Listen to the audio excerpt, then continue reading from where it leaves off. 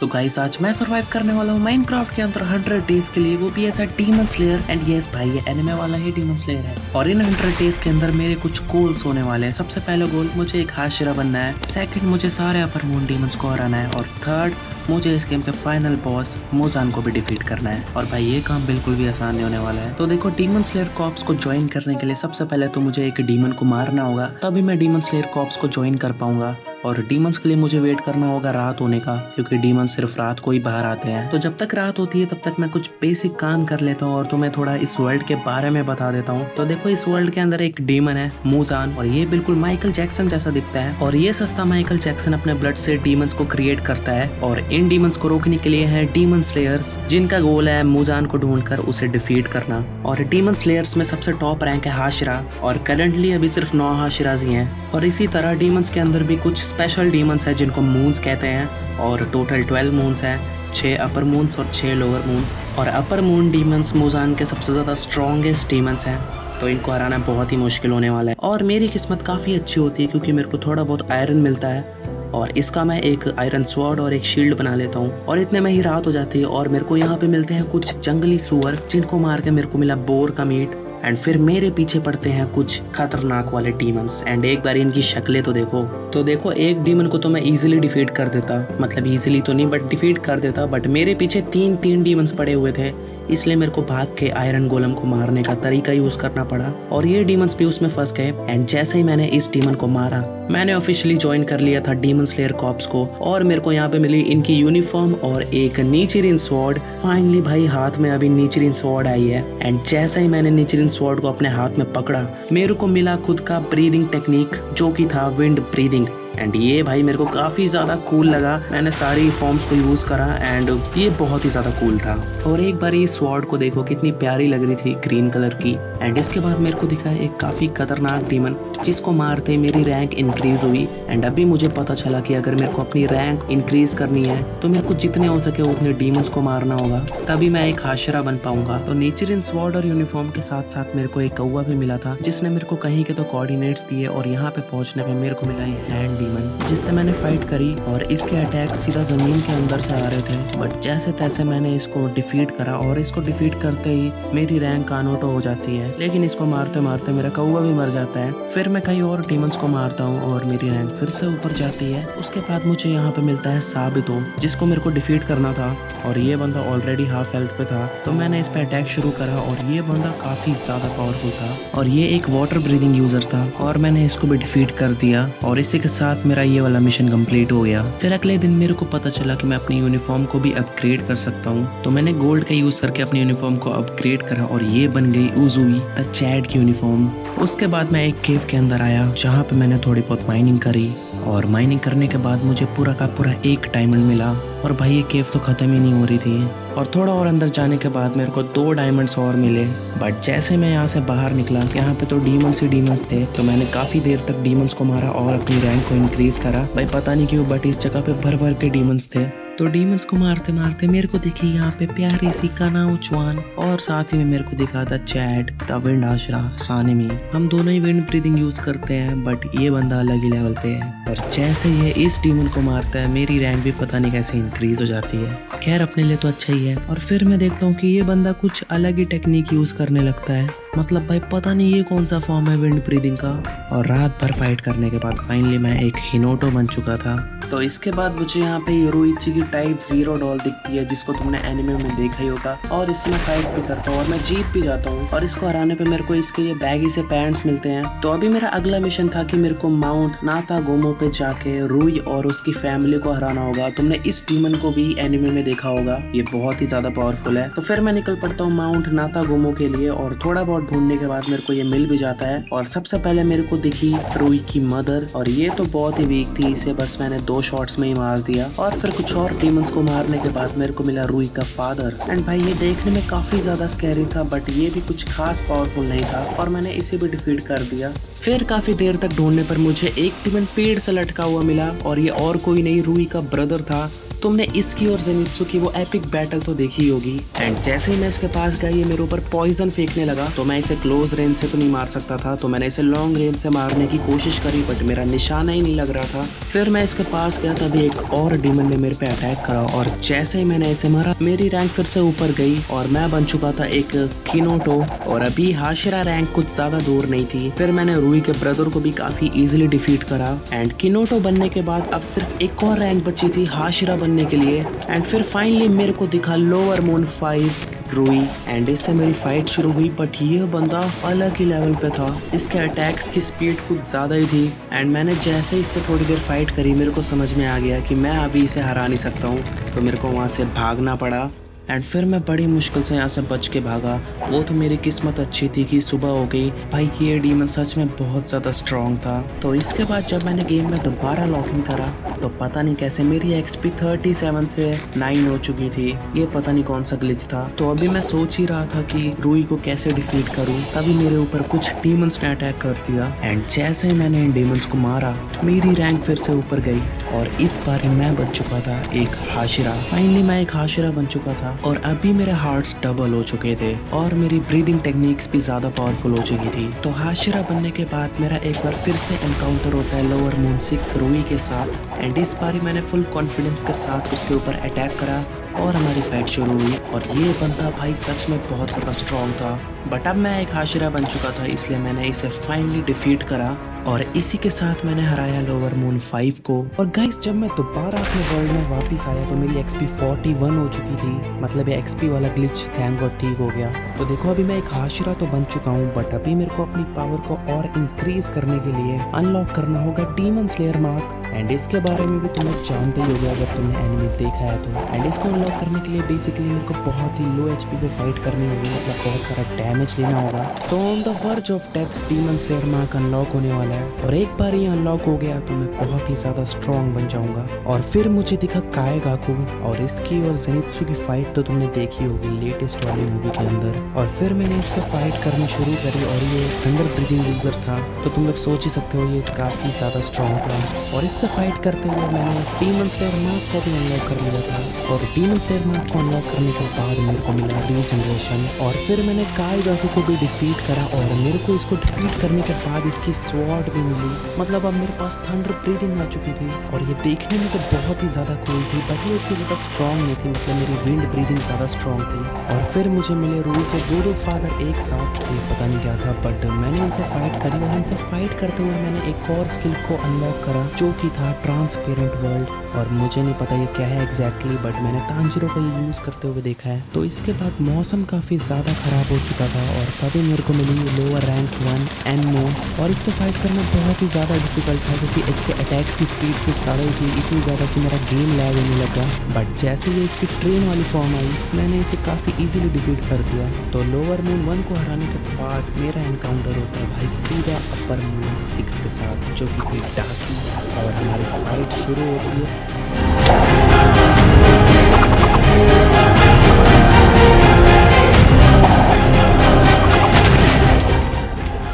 जैसे ही डाकी को मारने वाला होता है तभी इसका भाई मतलब कि रियल अपर मून 6 गियोतारो पता नहीं कहाँ से आ जाता है और ये मेरे को अच्छे तरह ढूंढना शुरू कर देता है। भाई कसम से ये बंदा बहुत ही ज़्यादा स्ट्रॉन्ग था और इसने मेरे ऊपर पॉइजन भी फेंक रखा था।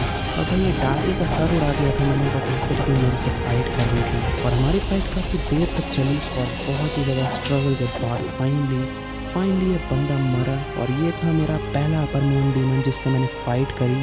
वैसे तो ये दो थे बट डाकी उतनी ज़्यादा स्ट्रॉन्ग नहीं थी, बट इसका भाई वो बहुत ही ज़्यादा स्ट्रॉन्ग था। और ये इतना ज़्यादा स्ट्रॉन्ग था तो सोचो बाकी के अपर मून्स डीमंस कितने ज़्यादा स्ट्रॉन्ग होंगे। और गियोतारो को डिफीट करने के बाद मेरे को इसका ये पजामा मिला। तो अपर मून 6 को डिफीट करने के बाद मेरे को मिला लोअर मून 2 जिसे मैं ईजी प्लीजी करके डिफीट कर देता हूँ। तो इसके बाद मैंने सोचा कि सबसे पहले लोअर मून डीमंस को डिफीट करा जाए, तो इसलिए मैंने ढूंढ के इन्हें मारने लगा।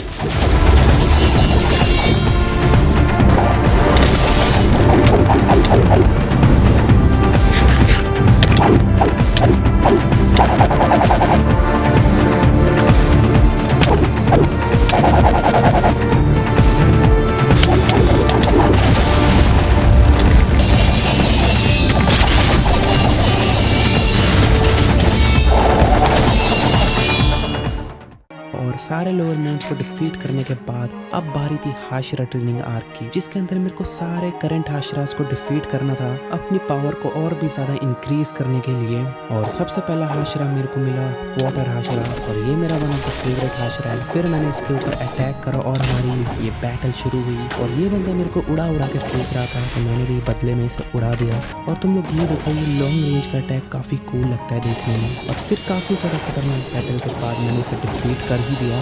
वैसे ये बैटल बहुत ही ज्यादा क्लोज था, मेरे सिर्फ 4 हार्ट्स ही बचे थे। तो गियू को हराने के बाद मेरे को मिली इसकी फैन में गर्लफ्रेंड इंसेक्ट हाशिरा शिनोबू, और मैंने इससे भी फाइट करनी शुरू कर दी। और इसने मेरे ऊपर सबसे पहले पॉइजन फेंका, और पता नहीं फिर ये कहाँ गायब होगी। पर थोड़ी देर बाद ये मेरे को मिली और इसकी हेल्थ काफी कम हो चुकी थी, तो मैंने इसे काफी इजीली डिफीट कर दिया। वैसे तो लोग कहते हैं ये one of the weakest Hashira है, बट काफी ज्यादा स्ट्रॉन्ग है इसका पॉइजन। तो इन दोनों हाशिरास को हराने के बाद अब बारी थी अपने नेक्स्ट हाशिरा की, और काफी ज्यादा ढूंढने के बाद मेरे को फाइनली मिला साउंड हाशिरा, द चैड उजी पेंगुइन।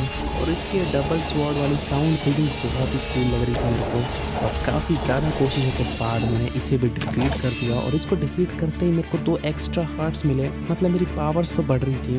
भाई वैसे काश ये अपनी स्वॉर्ड ड्रॉप कर देता, मेरे को साउंड ब्रीदिंग को यूज करके देखना था, बट इसने कुछ भी ड्रॉप नहीं करा। खैर अब बारी थी हमारे नेक्स्ट हाशिरा की, जो की था फ्लेम हाशिरा रेंगोकू, सबका फेवरेट। और इससे फाइट करने का तो बिल्कुल भी मन नहीं हो रहा था, बट करना तो पड़ेगा, तभी मैं बाकी के टीम्स के सामने टिक पाऊंगा। और फिर हमारी ये जबरदस्त बैटल शुरू हुई, और थोड़ा बहुत स्ट्रगल करने के बाद मैंने इसे भी डिफीट करा।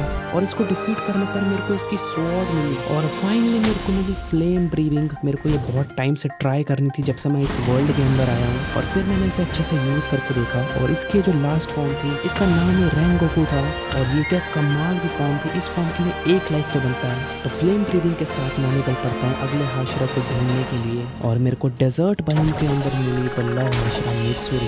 ये यहाँ पे पता नहीं क्या कर रही थी। तो फिर मैंने इससे फाइट करना शुरू करा, और इसने मेरे को अच्छी तरह से धोना शुरू करा। ये सच में काफी ज्यादा स्ट्रॉन्ग थी। मैं पूरे फाइट में फ्लेम ब्रीदिंग का यूज कर रहा था, और काफी ज्यादा फाइट करने के बाद मैंने इसे इस कूल सी फॉर्म के साथ हराया। मतलब ये कितनी ज्यादा कूल लग रही थी देखने में। और भाई इसको हराने के बाद बस मेरे को सरपेंट हाशिरा ओबन आए ना मिले, तुम्हें पता ही होगा ऐसा मैं क्यों कह रहा हूँ। तो इसके बाद काफी दूर तक आने के बाद मेरे को मिला हाशिरास का हेडक्वार्टर, जहाँ पे इनका लीडर रहता है। और इसके लीडर का नाम पता नहीं क्या था, मैं भूल गया हूँ, बट तुम्हें पता होगा तो कमेंट्स में जरूर बताना। और मेरे को यहाँ पे तांजिरो का स्वॉर्ड स्मिथ भी मिला, हागा नेजुका। एंड ये बंदा भाई बेस्ट स्वॉर्ड स्मिथ है, मतलब इसकी स्वॉर्ड्स बहुत ज्यादा शार्प होती हैं, और हम इससे दूसरे हाशिराज या फिर दूसरे कैरेक्टर्स की स्वॉर्ड को भी ट्रेड कर सकते हैं स्कारलेट ओर का यूज करके, जो कि मेरे पास थोड़ा बहुत पड़ा है, मेरे को माइनिंग करते हुए मिला था। तो फिर मैंने सोचा कि मैं भी ट्रेडिंग करके देखता हूँ। तो फिर मैंने इससे ट्रेडिंग शुरू करी, और इसने सबसे पहले तो मेरे को विंड हाशिरा सानेमी की स्वॉर्ड दी। वैसे तो ये विंड ब्रीदिंग की थी, बट ये देखने में बहुत ही ज्यादा कूल थी, इसलिए मैंने इसे अपने पास ही रख लिया। और विंड ब्रीदिंग की स्वॉर्ड के बाद जब मैंने इससे दोबारा ट्रेड करी भाई, तब इसने मेरे को दी स्ट्रॉन्गेस्ट हाशिरा की स्वॉर्ड। मतलब ये स्वॉर्ड तो नहीं थी, ये एक चेन हैमर और एक एक्स था, बट ये बहुत ही ज्यादा यूनिक और स्ट्रॉन्ग थी। तुम्हें पता ही होगा इसे कौन यूज करता है, इसे यूज करता है स्टोन हाशिरा केओ में। एंड ये स्टोन ब्रीदिंग की स्वॉर्ड्स थी, मैं स्वॉर्ड्स ही बोलने वाला हूँ इनको। तो अब मेरे पास आ चुकी थी नई विंड ब्रीदिंग की स्वॉर्ड, और फ्लेम ब्रीदिंग, एंड सबसे स्ट्रॉन्गेस्ट हाशिरा की स्टोन ब्रीदिंग। तो ट्रेडिंग करने के बाद मैं जैसे हेडक्वार्टर्स के अंदर गया भाई, मेरे को मिला यहाँ पे अपर मून की आकाश। मतलब ये बंदा यहाँ पे क्या कर रहा था, एंड इसको देख के भाई मेरी हालत खराब हो गई थी। वो तो अच्छा हुआ ये दिन का टाइम था, इसलिए इसने एक अटैक करा और फिर गायब हो गया भाई। मतलब डीमन स्लेयर्स के लीडर के घर के अंदर एक अपर मून 2 बैठा हुआ है, और किसी को कोई खबर ही नहीं है। खैर फिर मेरे को एक विलेज मिला, और भाई यहाँ पे सबसे पहले तो खाना लूटो, क्योंकि मेरे पास खाने की बहुत ज्यादा कमी थी। इतने सारे हार्ट्स को मेंटेन करने के लिए भाई ढेर सारा खाना भी चाहिए था, इसलिए मैंने यहाँ से खाना चुराया। और खाना चुराने के बाद इस विलेज के पास ही मेरे को मिला मिस्ट हाशिरा मुई चीरो टोकितो। एंड ये एक बच्चा है, सिर्फ 15-14 साल का, बट ये बहुत ज्यादा स्ट्रॉन्ग है। फिर मैंने इससे फाइट करनी शुरू करी, और ये मेरी अब तक की सबसे ज्यादा मुश्किल बैटल थी, क्योंकि ये बंदा बहुत ज्यादा स्ट्रॉन्ग था। इसने मेरे को कई बार ऑलमोस्ट मार ही दिया था, बट काफी ज्यादा स्ट्रगल करने के बाद मैंने इसे डिफीट करा। तो मिस्ट हाशिरा के बाद अगली बारी थी सरपेंट हाशिरा की, और ये भी यहाँ विलेज के पास में चिल मार रहा था। तो मैंने इससे फाइट शुरू करी, और ये बंदा यूज करता है भाई सरपेंट ब्रीदिंग का। और एक बार इसकी स्वॉर्ड तो देखो कितनी ज्यादा खतरनाक दिखती है। पहले तो इसने मेरे को काफी गंदा मारा, बट स्टोन ब्रीदिंग भाई बहुत ज्यादा स्ट्रॉन्ग थी, तो मैंने इसका यूज करके इसको डिफीट करा। और इसको डिफीट करने पर मेरे को एक गिफ्ट मिला जो कि था इसका ये स्नेक, एंड इसका नाम मेरे से प्रोनाउंस नहीं होगा। और ये स्नेक मेरे गले में आके लिपट गया और मेरे को मिला नाइट विजन। भाई ये स्नेक तो बहुत ही काम का था, इसलिए मैंने इसको अपने पास ही रख लिया। और ये मेरे गले में लिपटा हुआ काफी ज्यादा अच्छा लग रहा था, मतलब मैं काफी ज्यादा कूल लग रहा था, और मैंने इसका नाम रखा स्नेकू। तो फिर मेरी और स्नेकू की फाइट होती है तांजीरो से। देखो ये हाशिरा तो नहीं है, बट ये मेन प्रोटैगनिस्ट है, तो इसको तो डिफीट करना ही पड़ेगा। और ये एक नहीं दो थे, तो 1 वर्सेस 2 हो रहा था, बट स्टोन ब्रीदिंग का यूज करके मैंने इन दोनों को डिफीट करा। और मेरे को लगा भाई क्या पता इनको डिफीट करने पर मेरे को सन ब्रीदिंग मिल जाए, बट ऐसा कुछ भी नहीं हुआ। खैर इन दोनों को डिफीट करने के बाद अब बारी थी the strongest hashira, stone hashira Gyomei की। और ये फाइट बहुत ही ज्यादा वाइल्ड थी, क्योंकि हम दोनों ही स्टोन ब्रीदिंग का यूज कर रहे थे, और हमारी ये खतरनाक बैटल काफी देर तक चली। बट मैंने कैसे भी करके स्ट्रॉन्गेस्ट हाशिरा को डिफीट करा, एंड अगर मेरे पास स्टोन ब्रीदिंग नहीं होती तो आई डोंट थिंक कि मैं इसे हरा पाता। और इतने सारे हाशिरास को हराने के बाद अभी मैं काफी स्ट्रॉन्ग हो चुका हूँ। तो स्टोन हाशिरा को डिफीट करने के बाद मेरे को मिला ये विलेज, और ये विलेज काफी अलग और बहुत ज्यादा बड़ा था, और यहाँ पे काफी सारा खाना भी मिला मेरे को। और साथ ही मेरे को मिला द सेकंड स्ट्रॉन्गेस्ट हाशिरा सानिमी, जो की फाइट कर रहा था अपर मून 5 ग्योको से। और ये काफी ज्यादा इंटरेस्टिंग फाइट थी, तो मैं भी इनके बीच में घुस गया। और भाई अपर मून 5 मछलियां फेंक के अटैक कर रहा था, मतलब ये बंदा भाई बहुत अजीब है, बट ये काफी ज्यादा स्ट्रॉन्ग था।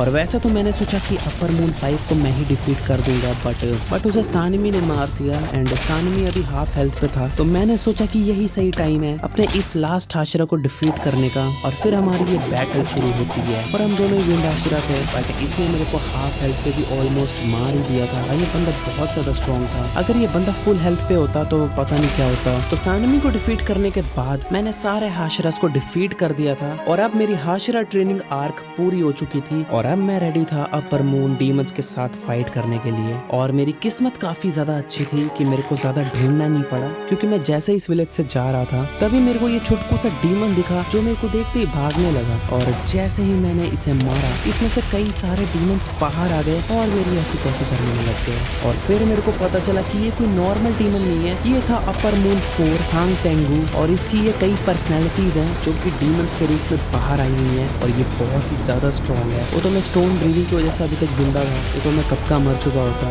इसके बड़े बड़े ड्रैगन्स मेरे पे लगातार लाइटनिंग गिरा रहे थे, और बहुत ज्यादा स्ट्रगल करने के बाद मैंने इस अपर मून 4 को डिफीट करा। और मेरे को इसको डिफीट करने पर इसका ये आर्मर मिला, जो कि काफी कूल था, तो मैंने इसे पहन लिया। और इसी के साथ मैंने अपर मून 5 से पहले 4 को डिफीट करा, और अब मैं फुल कॉन्फिडेंट हो चुका था कि अपर मून 5 को तो मैं यूं हरा दूंगा, क्योंकि अभी मैं अपर मून 4 को डिफीट कर चुका था।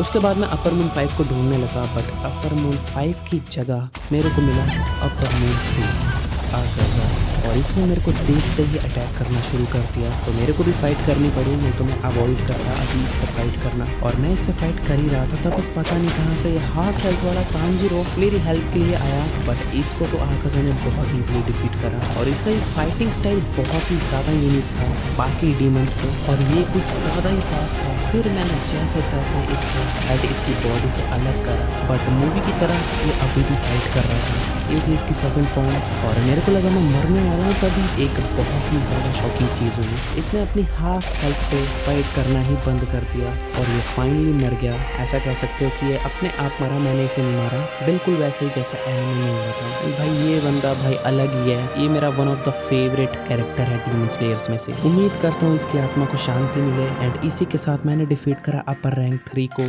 एंड अभी बस 3 अपर रैंक डीमंस बचे थे, जिनको ढूंढते हुए मुझे फाइनली मिला अपर रैंक 5। और अब जबकि मैं अपर रैंक 3 और 4 को हरा चुका था, तो इसको हराना तो बहुत ही ईजी होने वाला था मेरे लिए। बट इसका ये मछली वाला अटैक भाई काफी खतरनाक था, और बहुत ही ज्यादा वियर्ड भी था, बट मेरे को थोड़ा डर लग रहा था इससे। और हमारी फाइट के बीच में भाई पता नहीं कहाँ से रैंक गोकू आ गया, और इसने मेरी काफी हेल्प करी। बट जैसे ही हमने अपर रैंक 5 को डिफीट करा, ये बंदा पता नहीं कहाँ गायब हो गया। तुम लोग रिवाइंड करके भी देख सकते हो, ये मरा तो नहीं था, बट पता नहीं कैसे गायब हो गया। खैर अगर तुम्हें पता चले कि ये कहाँ पे गायब हुआ है, तो मेरे को भी कमेंट्स में जरूर बताना। तो अपर मून 5 को हराने के बाद अब बस इनका बॉस मूजान और अपर मून 1 और 2 बचे हैं। तो इसके बाद मैंने काफ़ी ज़्यादा ढूंढा इन्हें एंड इनको ढूंढते ढूंढते मेरे को मिली ये जगह। एंड तुम्हें तो पता ही होगा ये जगह कौन सी है। एंड अगर नहीं पता तो मैं बता दूँ, ये है तानजीरो का घर, जहाँ पे वो और उसकी फैमिली पहले रहा करती थी एनिमे के स्टार्टिंग में। एंड तुम्हें ये भी पता होगा कि यहाँ पे क्या हुआ है। यहाँ पे मूजान ने उसकी पूरी फैमिली को मारा था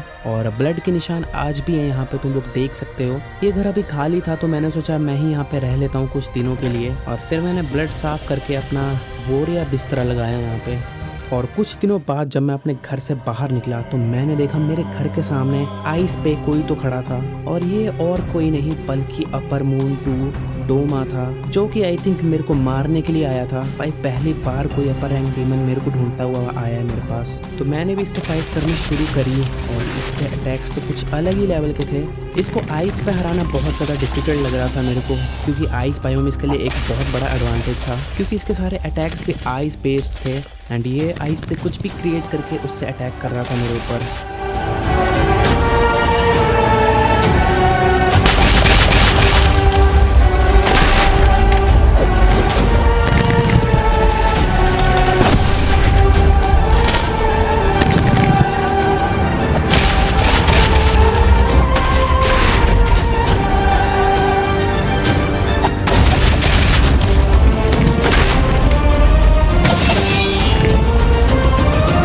और काफ़ी ज़्यादा लंबी बैटल के बाद मैंने इसे इसके आइस स्टैचू के ऊपर ही डिफीट करा। और इसको डिफीट करने पर मेरे को मिला इसका ये क्राउन, जो कि देखने में बहुत ही ज़्यादा मस्त लग रहा था। बट इसमें नाइट विजन नहीं था तो अपना स्नेको ही बेस्ट है। तो अपर मून 2 को हराने के बाद अब बस मुझे अपर मून 1 और उसके बॉस मूजान जैक्सन को हराना है। उसके बाद ये वर्ल्ड बिल्कुल पीसफुल हो जाएगा।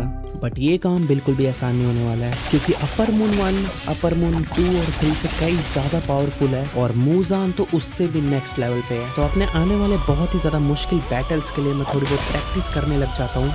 और ऐसे ही एक दिन मैं अपने घर के बाहर प्रैक्टिस कर रहा था अपनी ब्रीदिंग टेक्निक्स की, तभी अचानक से मैं कहीं पे टेलीपोर्ट हो जाता हूँ। और जहाँ मैं टेलीपोर्ट हुआ वो कोई आम जगह नहीं थी, बल्कि ये था इन्फिनिटी कैसल, यानी मूजान का डायमेंशन।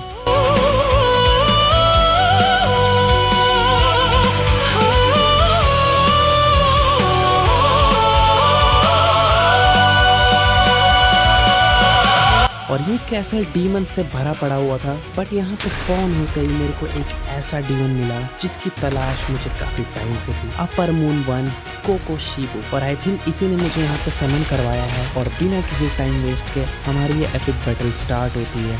और ये बंदा एक लौता डीमन है जो कि ब्रीदिंग टेक्निक का यूज़ करता है, मून ब्रीदिंग। और इसकी मून ब्रीदिंग भाई नेक्स्ट लेवल पे थी। बट मेरे पास भी स्टोन ब्रीदिंग थी और इसका यूज़ करके मैंने इसको इतना ज़्यादा डैमेज करा कि इसको अपनी सेकंड फॉर्म में आना पड़ा। और फिर ये फाइट और भी ज़्यादा डिफिकल्ट होगी। और ऊपर से बीच में एनिमो के टेंटिकल्स भी मेरे ऊपर अटैक कर रहे थे। और ये बैटल ऑलरेडी काफ़ी ज़्यादा इंटेंस थी। बट तभी ये बंदा अपनी थर्ड फॉर्म में आ जाता है। बट अब ये फाइट ख़त्म करने का टाइम आ गया था। और पता नहीं क्यों मेरे को ऐसा लगा कि इस बंदे ने भी एंड में फाइट करनी बंद कर दी। इस बैटल के विनर था मैं। और भाई मुझे तो बिलीव ही नहीं हो रहा था कि मैंने अभी अभी अपर मून 1 को डिफीट करा है। और इसको डिफीट करने पर मेरे को मिले इसके क्लोथ्स और इसकी स्वॉर्ड, जो कि खुद एक डीमन है, तुम लोग समझ रहे हो। एंड अब मेरे पास आ चुकी थी मून ब्रीदिंग और इसकी लिटरली 16 फॉर्म्स थी, जिसमें से मैं सिर्फ 14 फॉर्म्स को यूज़ कर सकता था। आई थिंक मैं उतना स्ट्रॉन्ग नहीं था कि मैं इसकी सारी फॉर्म्स को यूज़ कर सकूं। तो अब जबकि मेरे पास मून ब्रीदिंग आ चुकी थी, अब सिर्फ इनके फाइनल बॉस मूजान की तलाश थी। और शॉकिंगली मेरे को मूजान का हेल्थ बार दिखा कुछ टाइम के लिए, फिर वो गायब हो गया। इसका मतलब वो यहीं आसपास कहीं था। फिर मैं उसे ढूंढने लगा और फिर एक जगह पे आके मेरे को उसका हेल्थ बार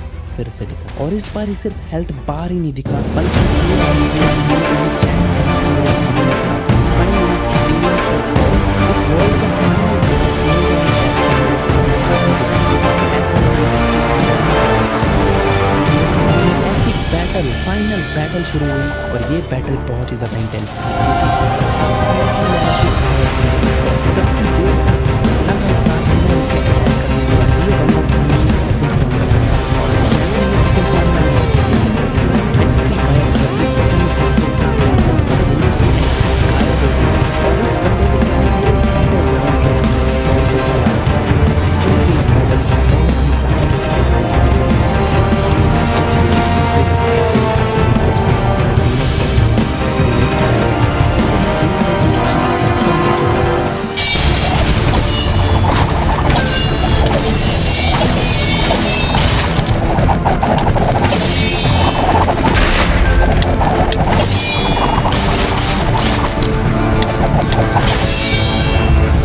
और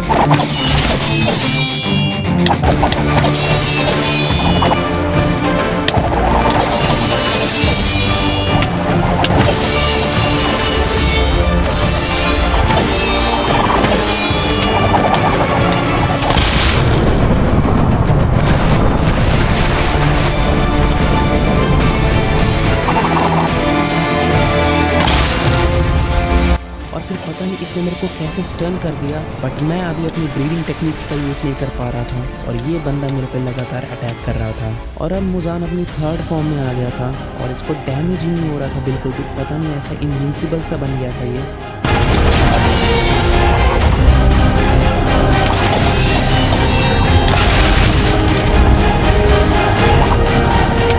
काफ़ी लंबी बैटल के बाद इसकी अब ज़्यादा हेल्थ नहीं बची थी और फाइनली पिछले आधे घंटे से चल रही इस इंटेंस बैटल का एंड हुआ और मैंने मुजान को डिफीट कर दिया। भाई मतलब डीमंस के बॉस, इस वर्ल्ड के बॉस को मैंने अभी डिफीट करा और मेरे को मिली इसकी ये कूल सी हैट माइकल जैक्सन वाली। और जैसे ही मैंने इसे डिफीट करा मैं अपने घर के पास ही स्पॉन हो गया। मतलब फाइनली मैंने सारे डीमंस को डिफीट कर दिया था, ऐसा मुझे लग रहा था, क्योंकि मैं जैसे ही अपने घर के अंदर पहुंचा मेरी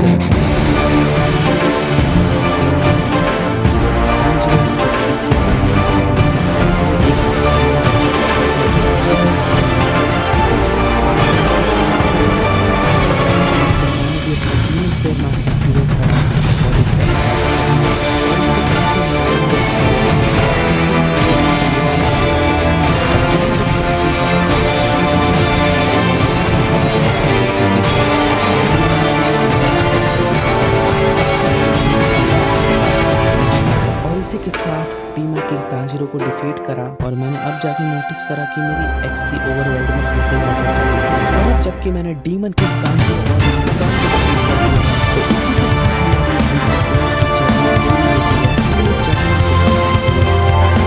को भी हराया। इन्फिनिटी कैसल में जाके मुजान को भी डिफीट करा और लास्ट में डीमन किंग तांजीरो से भी फाइट करनी पड़ी। लेकिन अब जबकि मैंने सबको डिफीट कर दिया है तो अब ये वर्ल्ड एक पीसफुल वर्ल्ड बन चुका है। तो अब मुझे रात भर जाग कर डीमंस को मारने की जरूरत नहीं है और अब मैं अपने घर पे जाके आराम से सो सकता हूँ, क्योंकि अब डीमंस सिर्फ आस्ट का हिस्सा है। तो गाइस अगर तुम्हें ये वीडियो थोड़ी सी भी अच्छी लगी हो तो लाइक जरूर मारना और चैनल को भी सब्सक्राइब कर देना। आगे ऐसी और भी वीडियोस आने वाली हैं एंड मैं मिलता हूँ तुम लोगों से नेक्स्ट वीडियो के अंदर। तब तक के लिए बाय बाय।